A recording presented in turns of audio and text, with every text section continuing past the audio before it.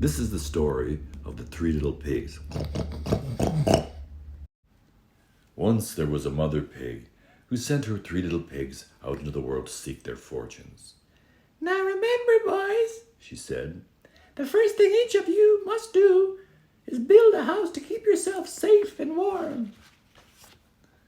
down the road went the first little pig. He met a man with some straw and asked the man to give him a bundle. Then he built himself a little house of straw. Down the road went the second little pig. He met a man with some sticks and asked the man to give him a load.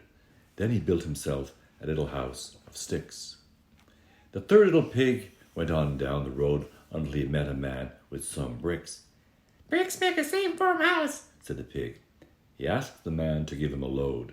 Then he built himself a little house of bricks.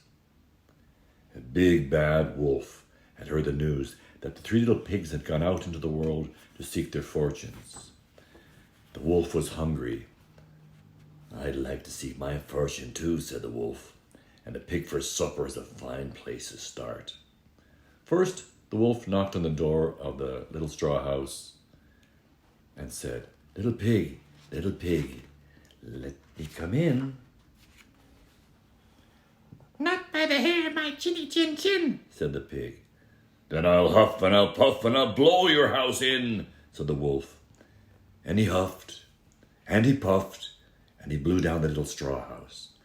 But the first little pig ran to safety inside the house of sticks built by his brother. Soon the wolf knocked on the door of the little stick house and said, little pig, let me come in."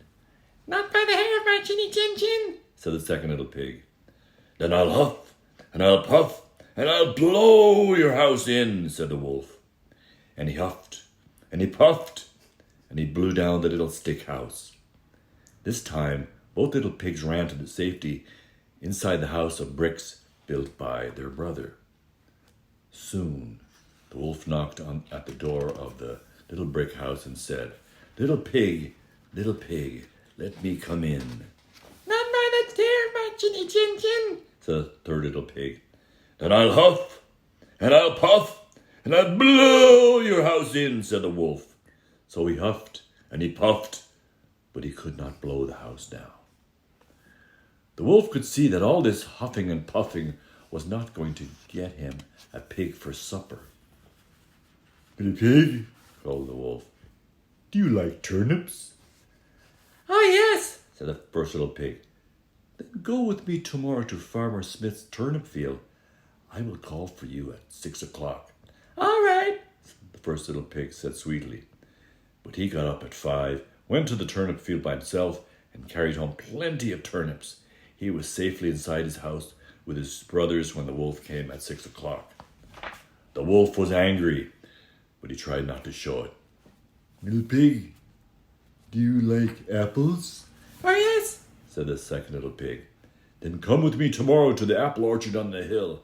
I will call for you at 5 o'clock. all right, The second little pig said sweetly. But he got up at 4 o'clock, went to the apple orchard by himself, and carried home plenty of apples. He was busy baking an apple pie when the wolf arrived at 5. The wolf was angry, but he tried not to show it.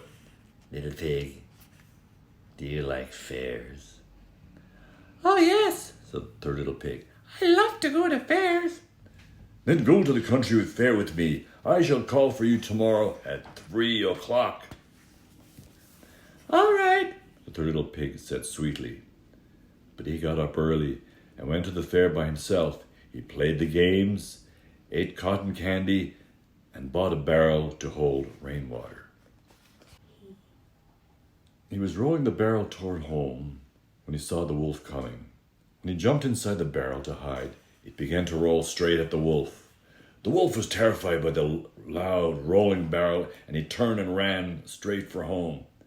The wolf was running out of patience and ideas. He climbed up on the roof of the little brick house. When the wolf felt the heat rising up through the chimney, he decided to have cornmeal mush for supper instead of pig.